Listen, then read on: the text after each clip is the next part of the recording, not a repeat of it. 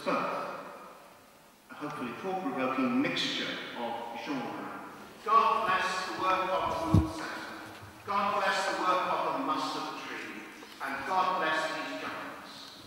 May this dragon be a sign of passionate hope, released from the chains of despairing life. And may this George be a sign of God's grace at work here in our city and our nation.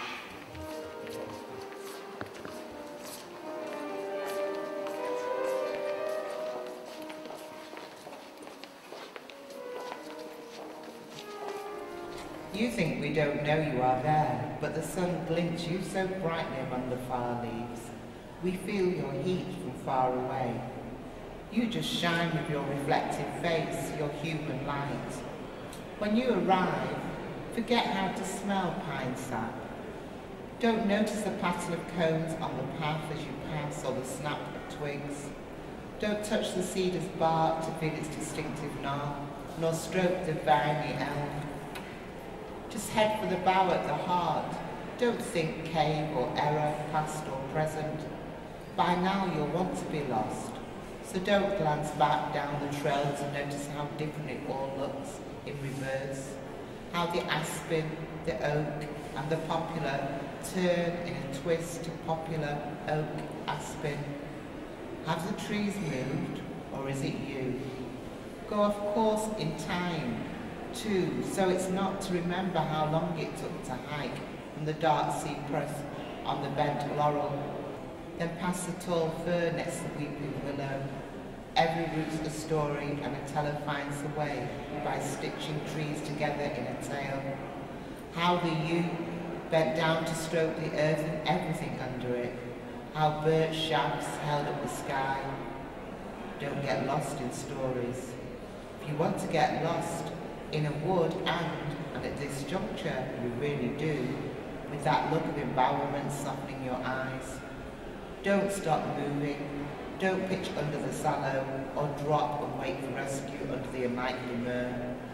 Keep wondering, noting how the paths bend together and sway apart in a rhythm which owes everything to beech and ash in the wind, to green leaves blocking the sun. Where do you think you are as you pass olive trees and plantains and home oaks in the dusk, hoping for a kind grove ahead, a bower of familiar maples, not this branching trail which expands and contracts around you, a green cave in which you know you will go so wrong.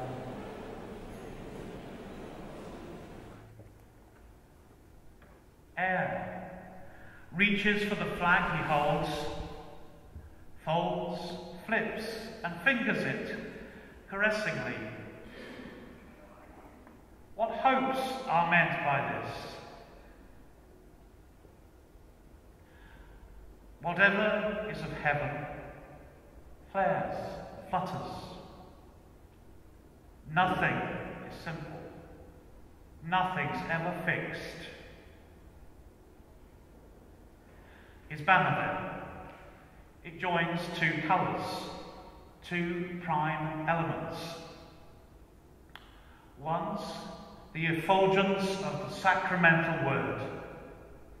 Let there be light, till kingdom come, when all at last is lit.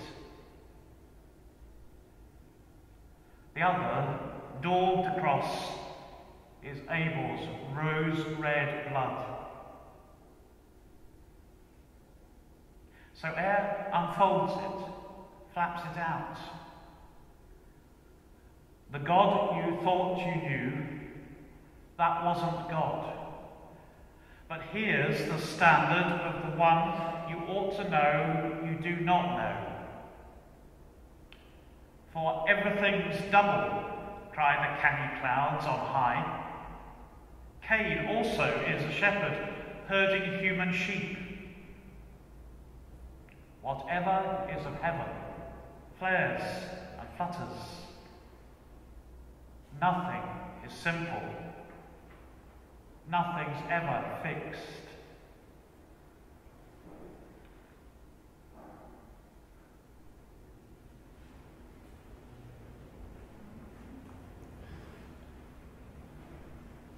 fire son. I am the voice of fire. I am the dragon's breath.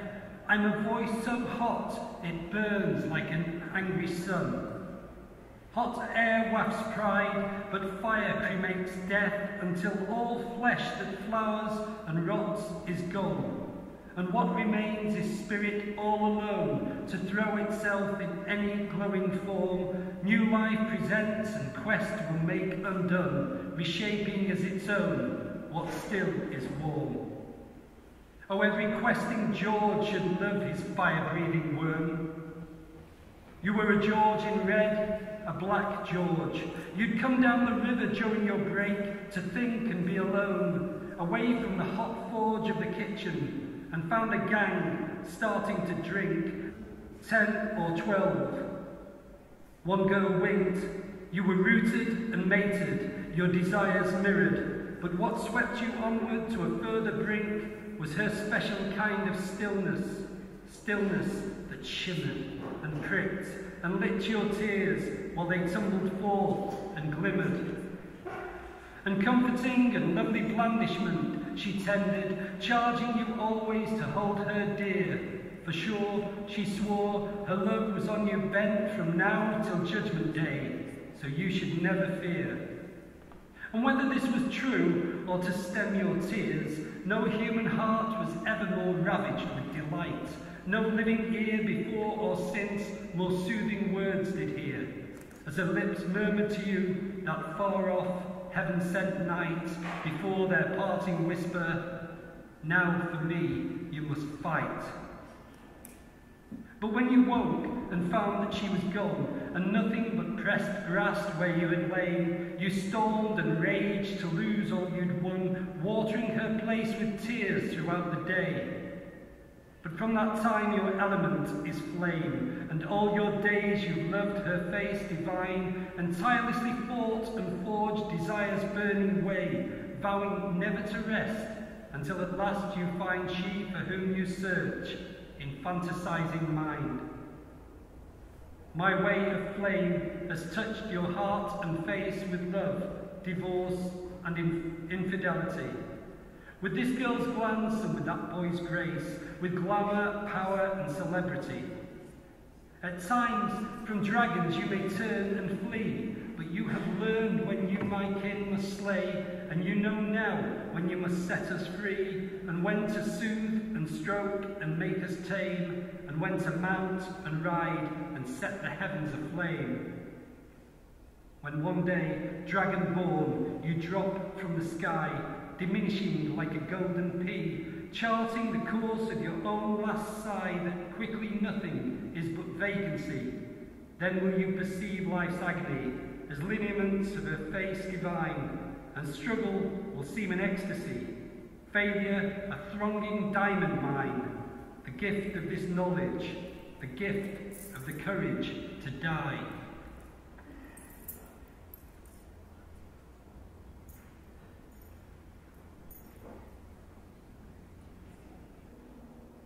Water song.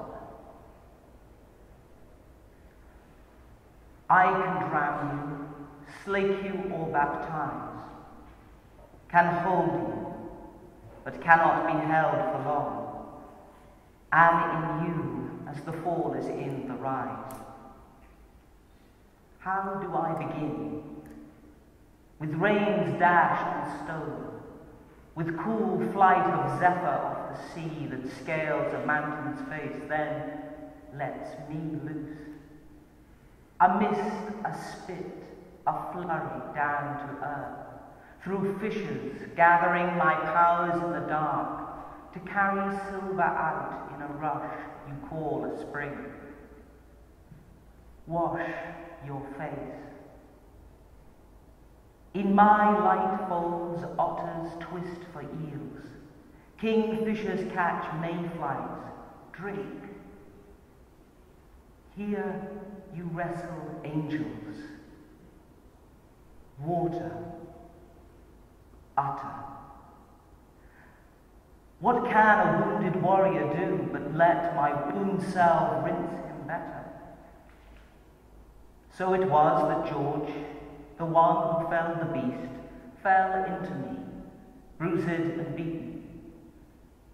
Day 1, dragon rose, near slew my man, and tipped him in to drown. Hold him. I healed him in my silent heart, and kept him down until the burn, the multi-angled careless sun was spent. Then up he gasped, remade. For spring, read source. I make so many rivers I lose count. A stream can be crossed with a single step, but I have mighty mouths where Thames and Severn, Tyne and Avon, England's waters break as island dry land tapers. Fretch gives way to salt, in currents stitched with weeds and elvers. Does water have a memory? Did his cuts give me this crimson tint? It was George who split the dragon's throat, who fought until his sword was blunt. But beast fell ghost, and George fell to his knees. He gazed along the line of my descent, from spring to pool, from tributary to river, estuary to shallows, out towards the glories, the terrified sea.